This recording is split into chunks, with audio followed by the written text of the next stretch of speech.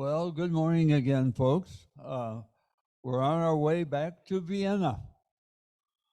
And I think you're in for a interesting time today.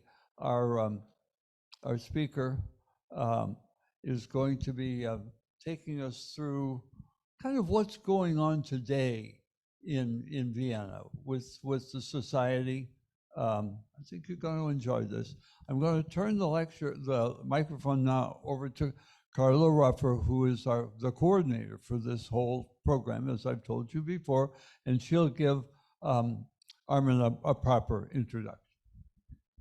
Thank you so much. Hello again. I had a question earlier about our series next year, if we had any ideas. I'm still working on that, so if anyone has any suggestions or requests, I am open to those for our CES series next year. Feel free to give me those suggestions after the talk. So I'd like to introduce Armin Langer. He is a DAAD Visiting Assistant Professor at CES. Prior to joining CES, he was a visiting research scholar at Brandeis University's Schusterman Center for Israel Studies in Waltham, Massachusetts, a Transatlantic Partnership on Memory and Democracy Fellow at the Center for German Studies at the University of Virginia in Charlottesville, and worked for the Center for Jewish Ethics at the Reconstructionist Rabbinical College in Wyncote, Pennsylvania. His research interests are migration, identity politics, and populism in Europe and the US. So here is Armin. Thanks. Thank you so much for the introduction. Good morning, everybody. I'm delighted to be here. Such a wonderful space, and thank you all for coming this early in the morning. My name is Armin, and I have the pleasure to talk today about Vienna and migration and immigrant communities in Vienna in particular. Before I would start my presentation, I just wanted to mention my own position in this story. I'm a follower of Max Weber. Many of you might be familiar with him, a pioneer of German social sciences. I'm a sociologist by training, and Max Weber published in 1905, more than 100 years ago, a book on objectivity in social sciences. And Weber teaches that the researcher should always disclose their position in the field of research they are doing. So I will do that now. I grew up in Vienna, and I grew up in an immigrant community in Vienna. My parents were immigrants from Hungary. And I will admit, Vienna and migration communities in Vienna have not been my field of research, but my life, basically. So that's for you as a background information. But of course, I will try to use reliable data for everything I'm saying. It's not just my personal position and story I'm going to share. This is an academic program, not just storytelling, but I'm happy to do storytelling too, if you want to hear that.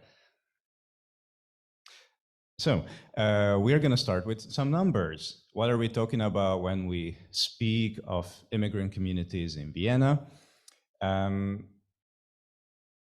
Some of you might be surprised to hear that almost half of Vienna's population is immigrant or was born to immigrant families. The accurate number is 44.4%. So a significant amount of Viennese people are foreign citizens or were nationalized but born as foreign citizens. Not sure if you can see the numbers on the right side, but I will be happy to read them out loud. The total population of Vienna today, these are the most recent numbers from January 23. So the total population of Vienna today is almost 2 million. It's 1.9 million people. About 1.3 million, meaning about 65% are Austrian citizens, and the rest are foreign nationals. And then again, a big chunk of those who are Austrian citizens were not born as Austrian citizens. And that will leave us with the final number of 44%, almost 900,000 people who are either foreigners living in Vienna or were born as foreigners and got naturalized as Austrian citizens. Now, you might wonder, why do foreigners born in Austria have to go to a process of naturalization? Austria doesn't have the same principle of citizenship as the US does. Just because somebody is being born in Austria or Vienna in particular, that doesn't make them automatically an Austrian citizen. This is something which you can also observe in other European countries. Having at least one parent who is an Austrian citizen is a criterion of becoming an Austrian citizen. So my sister, for instance, was born in Vienna. She was not an Austrian citizen for most of her life. She became an Austrian citizen when she turned 20, in her early 20s, and she had to renounce her previous citizenship, which was Hungarian. So that would explain why there are so many foreign nationals in Vienna who were born in Vienna and yet do not hold the Austrian citizenship. And we're going to speak about that later in detail, because that poses some challenges, of course, when it comes to social participation for these people, these tens of thousands, more than 100,000 of people living and being born in Vienna, but not having full access to all the benefits of a Austrian citizenship. So where are the immigrant communities from? You might see on the slide on the left side, I put the largest communities. The largest community is from Serbia. So Vienna is home to at least 100,000 Serbian citizens, which is followed by the Turkish community, more than 75,000 people. The third largest immigrant community in Vienna is actually the Germans. Very often we assume that immigrants come from lesser developed countries, and that's true for the majority of them, but not for every single community we're talking about today. In Vienna, the third largest immigrant community is actually the Germans, which makes sense, right? Germany and Austria speak the same language. They are culturally very close to each other, especially Southern Germans, Bavarians, for instance. So Vienna has been a hotspot for German migration for many years now. Other notable immigrant communities include the Polish one, the Romanian one, especially after 2015, the so-called refugee crisis, when millions of people from war-torn Syria arrived in Austria, Germany, and other countries in Europe. A significant Syrian community was established in Vienna too. You can see it on the slide that more than 40,000 Syrians call Vienna their home now. Further communities include Bosnians, Ukrainians, Hungarians, Croatians, Bulgarians, etc., etc. As you can see, the majority of these immigrants come from other European countries, not just European Union member states like Germany or Poland, but also European countries beyond the European Union, such as Serbia or Turkey or Ukraine. I also have to note that the number of Ukrainians has also increased significantly last year. These are, as you remember, the very most recent statistics, which is of course due to the Russian invasion of Ukraine, when millions of Ukrainians got displaced, and most of them went to Poland and Germany, but others also went to Austria, and Vienna has been really a center for migration within Austria, which is kind of understandable. It's the largest city of the country. It's probably the most progressive or open-minded or welcoming when it comes to welcoming refugees and immigrants, and definitely the most multicultural and diverse city in the Republic of Austria. Just wanted to mention, it's not the only city with a significant immigrant population, but it is the most diverse one. We should also mention Salzburg, which has a larger immigrant population, but Vienna is definitely in the lead. I thought you might find it interesting to see how the immigrant population is distributed in the city of Vienna. There are certain areas where the percentage of immigrants is actually higher than 55%. Those are marked in dark blue. I will not show where I grew up, but it's one of the darker areas, which makes sense, I guess.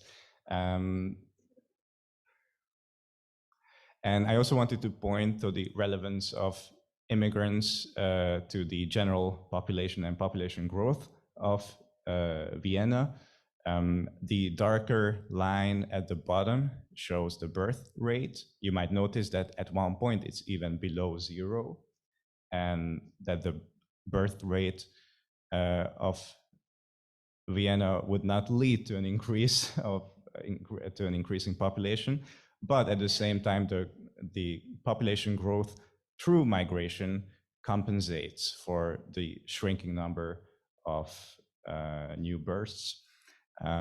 You might see that the number peaks in 2022 and 2015. These are, of course, the years of refugee crises. The 22 one is the Ukrainian refugee crisis, and 2015 one is the Syrian refugee crisis.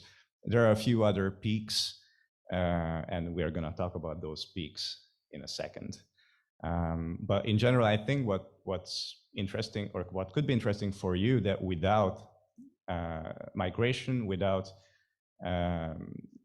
immigrants and refugees coming to Vienna, the city's population would decrease rapidly. And that's not just true for Vienna, that's true for most of Western Europe, really, or most of Europe.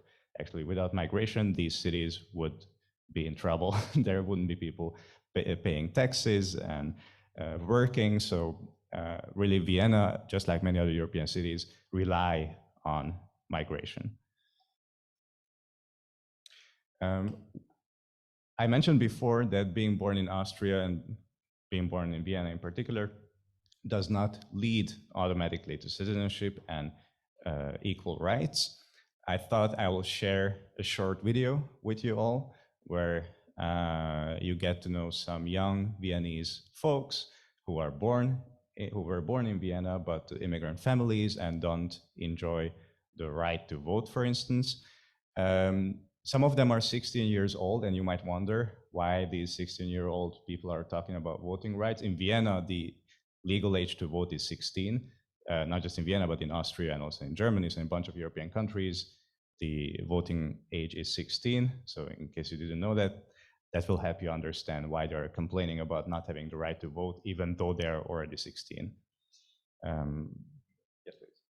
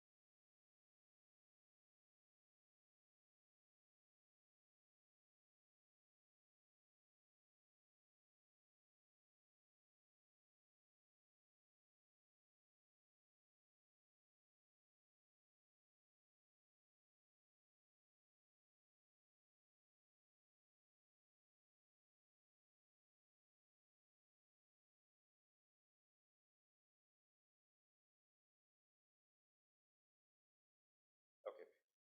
You probably can't read the subtitles, right? Or Yeah. Okay, can we make it full screen? I've tried. It says full screen not available. We can go on YouTube. Okay. So I want you to be able to read the subtitles, so bear with me. I will make it happen.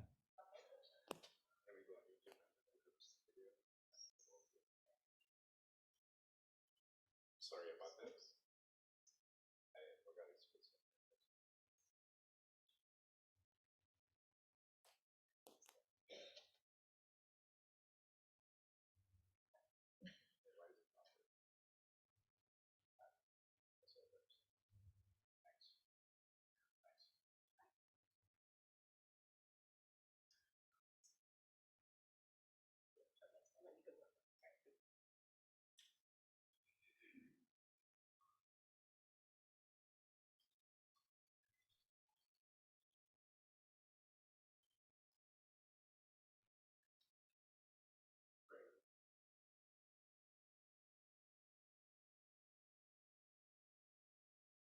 Oh, okay.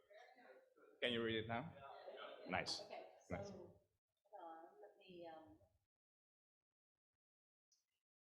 Yeah, I'm sorry about that.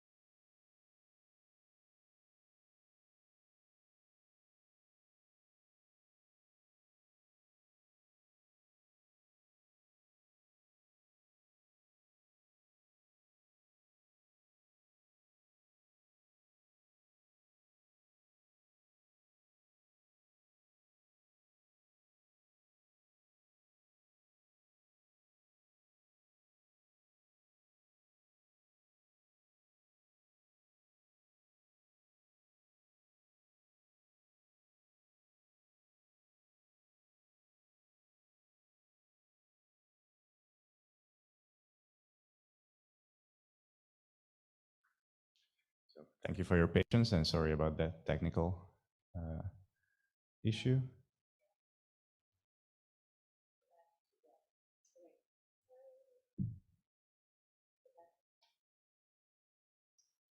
At least you could see some pictures of Vienna. It's always nice to see pictures of Vienna. Thank you. So,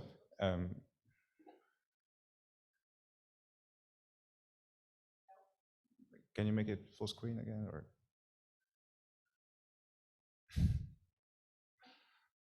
It's all right. It's all right.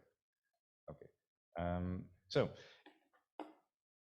So how did Vienna become such a multicultural city? How did it become a center for one of the centers of migration in Eastern Europe or Central Europe or Western Europe, wherever Austria is located? Fun fact. I mean, the series, right? The series we're having now is called Capitals of Eastern Europe. but it's never clear where Eastern Europe begins, where Central Europe is, and where Western Europe ends. Yeah, Europe is complicated. That's why we are here to learn about it. But fun fact, the name Austria in German actually means Eastern Empire. So Austria in German is called Österreich, and Österreich translates as Eastern Empire because it's in the eastern part of the former German Holy Roman Empire, right? So that's where the name comes from. So speaking of empire, Austria, as you might know, was the center of the Habsburg, or the later known as the Austro-Hungarian Empire, which was a multi-ethnic state. The map on the right side shows you the Austro-Hungarian Empire at the very beginning of the 1900s, and all the different colors mark different ethnicities. Red stands for German/Austrian, green for Hungarian, brown or light brown for Croats and Serbs, etc., etc. So point is, and you can see it yourself, the Austro-Hungarian Empire was a ethnically totally mixed country, which stayed together for a couple of centuries, but of course did not exist after the First World War, when all these countries became independent. That's when countries like Slovakia were born after the First World War, or Czechia, Croatia. All of these countries became independent countries following the First World War, which Austro-Hungary lost, right? But what's interesting for our purpose, that due to the multi-ethnic composition of the empire, migration actually has a very long history in Vienna. And Vienna has been welcoming immigrants from all parts of the empire for centuries. It's not a new phenomenon. And just in a few minutes, we are going to speak about some of the larger immigrant communities in Vienna. And you will notice that some of the people I talk about lived in the beginning of the 1900s, for instance. So immigration is really not a new phenomenon. It is becoming more visible, but it's not a new development in the history of the city and in the history of the country. What's also interesting for our purposes is that, especially in the 1960s and 70s, the Austrian government entered contracts with a bunch of countries, most notably Yugoslavia and Turkey, and invited so-called guest workers from these countries to come to Vienna, to come to Austria, and to do manual labor. Austria had a shortage of men after the war because so many of them died in the war, and the country realized that and invited so-called guest workers, mostly men, from Yugoslavia, Turkey, and other countries to work in the factories and work in construction and to rebuild the country. And in the term guest worker, or in German Gastarbeiter, already tells us what was initially the idea, that these people, these men, will come to Austria, build up the country, and then go back to Turkey and go back to Yugoslavia. Now, that's not what happened, right? So these people did not want to go back to Turkey. They didn't want to go back to Yugoslavia. Austria was a more developed country than any of the countries they came from, and they wanted to stay there. And starting with the 1970s, the second half of the 1970s, the Austrian government permitted these men to bring their families from their countries of origin with them. Initially, they were there on their own. They were living in barracks. And starting in the late 1970s, these guest workers got residence permit and could stay in Vienna and other Austrian cities, and also bring their families, their wives, and their kids, which was the first major labor migration movement to Vienna in the 20th century. Their descendants were already born, of course, in Vienna, but as we could hear in the video, they often struggle with being an immigrant or a descendant of immigrants in Vienna when it comes to voters and voting rights, for instance. And today, Vienna is still a globally attractive city. You might have heard that, according to many newspapers and journalists, it is one of the most livable cities on earth. So continues to attract immigrants, and not just from less developed countries like Turkey or the former Yugoslavia, but also more developed countries like Germany, where and people see a lot of opportunities in Vienna which make them move there. And speaking of the ethnically diverse community of the Austro-Hungarian Empire, I just wanted to share this image with you. It's a prayer written by Jews in Kolomea, which is now in Ukraine, but back then was in the Austro-Hungarian Empire, for the health and well-being of Emperor Franz Joseph, who was the emperor of the Austro-Hungarian Empire for more than 50 years, from 1848 till 1916. He was the emperor, and as emperor of Austria, he was really popular among a variety of ethnic groups. Jews, in particular, loved the idea of the Austro-Hungarian Empire because of its multi-ethnicity, and Jews did not have to make compromises when it came to their own ethnic identity. They did not have to assimilate into one model of life like it was the case of France or Germany, which were ethnically homogeneous countries. They could remain Jews and be loyal to the idea of a multi-ethnic society like the Austro-Hungarian Empire was. So I gotta say, not every ethnicity in the empire was happy with the empire. Especially Slavic nations felt oppressed in the Austro-Hungarian Empire. You might know that the very casus belli, the reason for the First World War, was the assassination of a Habsburg royalty by a Serbian nationalist. Serbs in particular felt oppressed in the empire. So even though Jews, Hungarians, Austrians, and some other ethnicities enjoyed the benefits of living in a multi-ethnic society, not everybody felt like that for a variety of reasons. So I wanted to mention that. So what's up with immigrant communities today? We heard from some Gen Z folks, some younger people, and about their opportunities and dreams when it comes to participation in Austrian and Viennese society. I just wanted to give you a few examples of how immigrants contribute to Vienna today. You can see a few examples for Austrians and Viennese people in particular of immigrant background. On the top left, you can see Alev Korun, who was the first member of the Austrian parliament with a Turkish immigration background.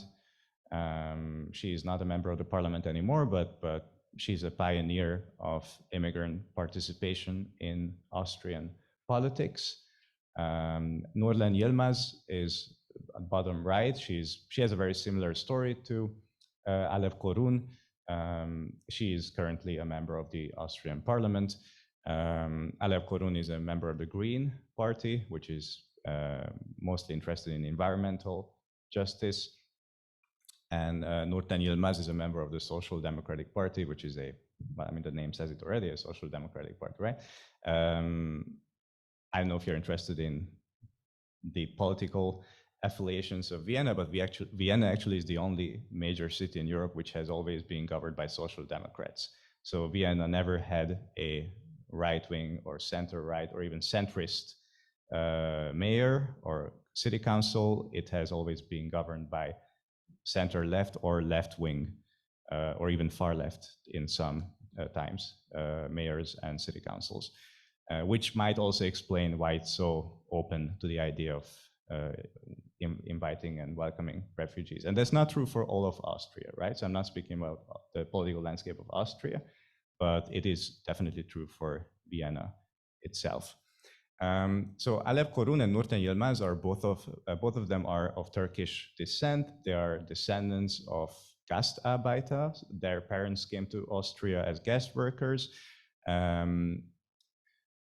Both of them were born in Turkey, but as kids, they joined their fathers in the 70s and eventually grew up in Vienna. I brought you two other examples for immigrant participation in Viennese society. At the bottom left, you can see Mileva Roller, who was a Serbian-born artist, and she lived in Vienna at the beginning of the 1900s and became a pioneer of Art Nouveau art, in particularly paintings. She's known for her paintings. And the top right is Marko Arnautovic, who is one of the most known Austrian soccer players, born in Serbia, but grew up in Austria and grew up in Vienna, and plays now for the Austrian national team. And you know, soccer is a huge deal for us, like football here. So yeah. I also wanted to say a few words about the economic impact of these immigrant communities. These points are true for migration societies in general, but in case you are not migration researchers, it might be new. I already mentioned that without net migration, Vienna's population would be rapidly decreasing, which would of course lead to economic troubles too. And just to mention a few points of why Vienna benefits from migration, obviously migrants can contribute to a variety of industries. The most popular industries where the majority of migrants work in Vienna include healthcare, the IT sector, and the hospitality sector, but there are also others. Entrepreneurship is a big deal and reason for immigrant success stories in Vienna. I put there an image of a Turkish restaurant at the bottom of the slide. I think very often we underrate the relevance of these immigrant restaurants, but these are of course very important contributors to local economies. Cultural economy, Vienna is home to a variety of cultural festivals, which are very often run by these immigrant communities, attracting tourists, stimulating local economies. And the fourth point would be innovation and research. Many of the academic centers in Vienna are run by immigrants, like the person on the top. His name is Ferenc Krausz. He's a Hungarian immigrant who is now an Austrian citizen. I mean, he lived most of his life in Vienna, and he just got the Nobel Prize like 2 weeks ago for physics, for the research he did in Vienna. And I don't understand what he is doing. I actually looked it up because I wanted to mention it, but I didn't understand it, so I'm not gonna explain that to you. but he got the Nobel Prize in physics, and he's an immigrant in Vienna. So there you go, which doesn't mean that every immigrant has a Nobel Prize in physics, right? And you don't have to get a Nobel Prize in physics to be appreciated, just for the record. But these are a few examples for the economic impact that immigrants have been making in Vienna. I brought to you another short video by the University of Economics in Vienna, and I think we are going to skip it. Okay. I was going to see if you wanted to go to YouTube. No, it's fine. It's fine. We're going to skip it because it says the same what I'm saying. But I thought it's interesting to see how an established university is also making a case for migration, basically with the same arguments that I'm using. Okay, so we are towards the end of my presentation, and I didn't want to pretend that everything is fine and there are no challenges, because definitely there are challenges. First of all, German is a hard language to learn. It's a hard language to learn for Americans, but it's also a hard language to learn for immigrants from Serbia or Turkey, etc. And it is a fact that recent immigrants often face challenges when it comes to language barriers. And that's something which the Viennese government has been trying to help by offering language courses and so-called integration courses, courses that would facilitate the integration of newly arriving immigrants. But it's a longer process, and sometimes it takes really generations to fully integrate into a new host society. I also wanted to mention the anti-immigration political movements, because even though Vienna is an extremely diverse city, not everybody is happy with that. And Vienna might have a center-left towards immigrants, very open city council and mayor, but there is also anti-immigration parties. And I wanted to mention the FPÖ, which means for Freedom Party Austria, has been a very influential party, not so much in Vienna, but definitely in the country itself. That's an election poster they were using for municipal elections in Vienna, and the sign says, "Vienna may not become Istanbul." So let us prevent Vienna becoming an Istanbul, suggesting that there is some kind of takeover by immigrants happening in our city, etc., etc. The bottom line reads, "He says what Vienna thinks." So that person, his name is HC Strache, Hans Christian Strache. He is a major figure in the Austrian anti-immigration movement, and he's also based in Vienna. So that's also part of the story. And of course, immigrants very often face discrimination and prejudice, which also shows that it's not just the minority that has to integrate, or not just the immigrant communities that have to integrate, but also the majority. And the city administration might be welcoming, but the population also needs some kind of integration course, I think. So integration is always a mutual project, and it's not happening if only one side integrates. Both sides need to integrate. I wanted to close my presentation with a story that takes place in Vienna, and I don't have to explain what's happening. I will just show it to you. I think this one is dubbed, or people are speaking in English, so we won't need to make it faster. Yeah.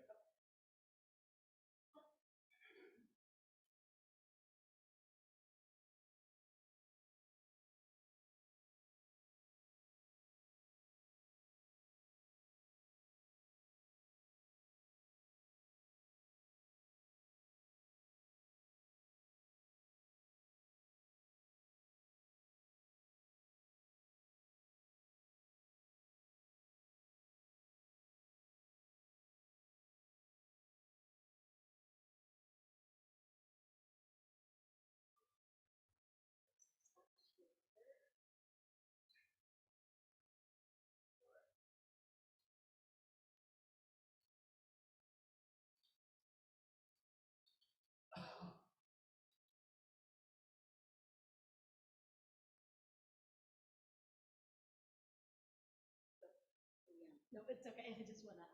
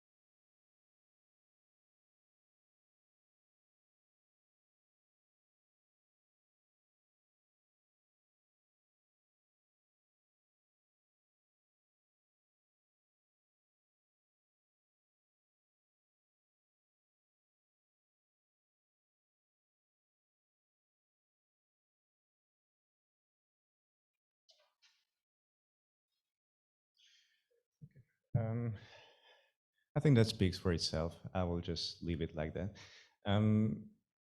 That's all from my side. Thank you so much for listening. I hope I could say something new to you all, and I really look forward to the conversation or questions or anything.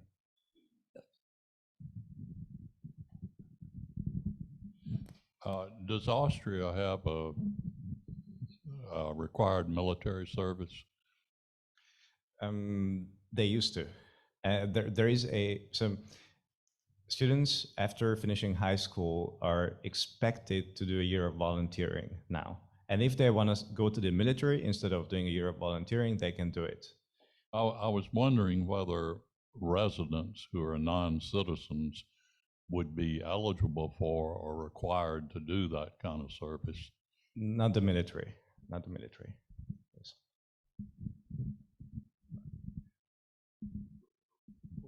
We'll go here and work our way back.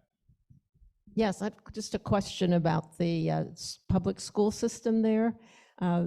My sense from what you said is that most students probably live in a sort of an ethnic community. Is that right? Or I just wonder how diverse the school population would be and how that's dealt with. Right. So definitely the percentage of immigrants is higher among children or young people than in the older generations, right? Because of the recent waves of migration. So public schools in Vienna, which is the majority of schools, will have a higher percentage of immigrants than 44%. 44% is the percentage of the total population, and among young people it will be higher. I cannot tell you by heart the number, but it will be definitely higher. And that also means that public schools are a ethnically very diverse environment.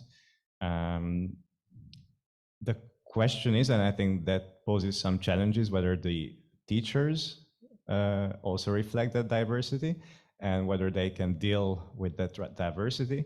I also want to acknowledge that due to a variety of historic conflicts which exist between their countries of origin, being in a multi-ethnic school room or classroom can also lead to conflicts within the classroom. I remember instances from my childhood, especially between Serbian and Bosnian students, for instance. But I think if the teachers manage to create an inclusive classroom where all the different identities and ethnic origins are respected, that there is hope, and very often that's the case. I will not pretend that it's always, merryful and happy, because there are conflicts. Good morning, and thank you very much. It was very interesting. I have two questions. The first is passports and how those are treated if you're not a citizen of Austria. The second is the map you showed with various ethnic groups. Interested me in the sense that they're staying together in their background or ethnic history. It would be interesting to see the United States laid out that way, and whether we would find enclaves of various other countries that people came from. When they do this, are they staying that way? They're not becoming like an Austrian citizen completely. They're always a Hungarian Austrian. Yeah. Wow, great questions. I mean, it's easy to answer your first question with the passport. If you are not a citizen, you don't have an Austrian passport, right? So passport is tied to citizenship, meaning all the young folks, for instance, who you heard, they don't have an Austrian passport because they are not Austrian citizens. They have a residence permit, which they gained for whatever reason. For instance, the first young girl or woman in the video said that she doesn't want to lose her residence permit because that would mean she has to go back to Afghanistan. My assumption is, I don't know her background story, that probably her parents came to Austria on a refugee visa or some kind of residence permit, and she grew up in Vienna, but because she's not a citizen, technically she can be deported if her residence permit gets revoked. Again, I don't know her story, so I'm not going to say more about that, but because she doesn't have citizenship, she doesn't have a passport, and she's in kind of a limbo. Right. Your second question was on ethnicities in the US. So yes, there are maps like that also on the US, and you'll see that German Americans live in one part of the country, English Americans in another one, Irish Americans in another one. So even though these enclaves are, not really justified anymore, they still exist to some degree. There is, of course, mingling, like it's not, the lines are very blurry, but there are still there are always dominant ethnicities, even in the United States. Yeah. Is there a path to citizenship for the immigrants? Yes. So the problem is it's a very long path. And it's not just a matter of time, which you need to spend in Austria, but also you have to have a certain amount of income. So that's a way of the state trying to make sure that you are not going to abuse its welfare system. Austria is, of course, a welfare state, like many other European states, meaning you have healthcare paid by the government, you have free tuition, free education, all of that, but only if you're a citizen, right? So that's why they want to make sure that you have a certain amount of income, so you will not abuse, quote unquote, the welfare system. And not only that, but in Austria, actually, they have also a system where they demand foreign nationals who wants to become Austrian citizens to do volunteer work, to do something for the community. So that's there. It's even they have these records of the applicants, and the applicants have to prove that they spend such and such hour volunteering for a nonprofit or whatever, a church or some other organization. There's a question in the chat. Yes, thank you. It says, you spoke of anti-immigrant sentiments. Could you comment on anti-Semitism? Wow, that's a good question. So, wow, I don't know where to start. Also, I'm Jewish, by the way, so another position to disclose. Austria, as you know, was part of the German anti-Jewish persecution in the Second World War. They did participate in deporting Jews. And until today, there are anti-Jewish sentiments in Austria, in Austrian society, definitely. Again, the authorities and the state itself do take responsibility for what they did in the Second World War and in the Holocaust, but in the larger society, a lot of Austrians are skeptical whether they truly bear any kind of responsibility for deporting Jews, or was it just the German army without the help of Austrian police officers? So it's a hot topic. I don't know if you know, but Austria actually elected a person to be their president. Kurt Waldheimer was his name in the 1970s, was a member of the Nazi party. Like the Austrians didn't care. They were like, okay, he was a member of the Nazi party, so what? Let's elect him president. So Austria, in that sense, is not as reflective of its anti-Semitic past as Germany is, but also Germans can't blame anybody else. So that might explain why Austrians are trying to push all the blame on Germans. I'm being a bit ironic, but kind of serious at the same time. And also, I mean, anti-Semitism is also an issue, not just in the larger native population, but also among immigrant communities, right? Like many of the immigrant communities come from countries where anti-Semitism is more accepted, than in Europe. I just mentioned that there are more than 40,000 Syrians who arrived in in Vienna after 2015. And obviously not all Syrians are anti-Semitic, but due to Syria's proximity to Israel and the ongoing conflict between the Arab states, or some of the Arab states, and Israel, there are definitely established anti-Israel sentiments among many Syrians, and those anti-Israel sentiments are sometimes turning into anti-Jewish feelings too. So it's a complex issue which poses some challenges too. But I'm just trying to point out that anti-Semitism is not just an immigrant issue; it's really an issue of all segments of society in Austria.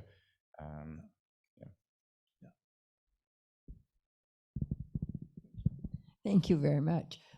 Is there any countries, immigrants, which find it more difficult to assimilate and be accepted? And is there any country whose immigrants are easily accepted? Wow, that's a really good question. In general, I would say that countries from the West, or immigrants from Western countries such as Germany, are much easier accepted than immigrants from North Africa or the Middle East. The reason for that might be really the cultural proximity of Germany and Austria, and the shared history and the shared language.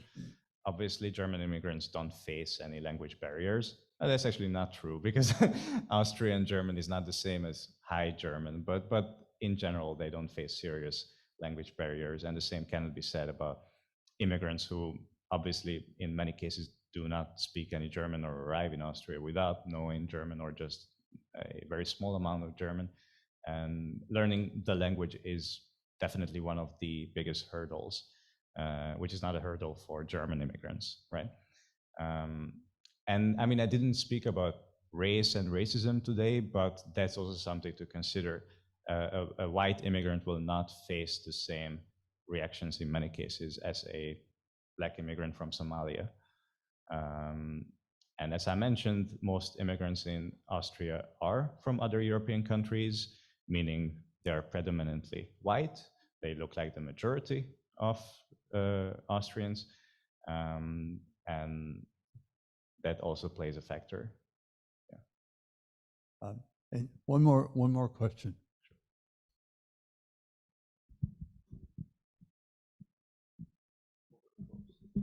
Thank you very much.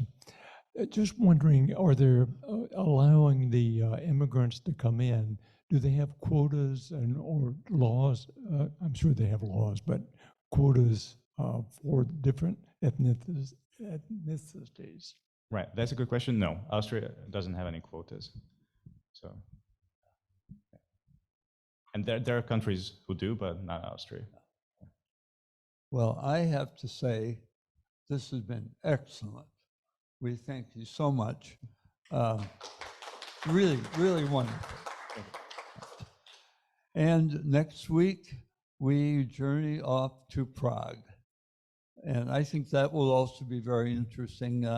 A city that's been behind the Iron Curtain, so to speak, and now has come forward into the quote free world. You're going to enjoy that, I'm sure. We'll see you next week. Thanks.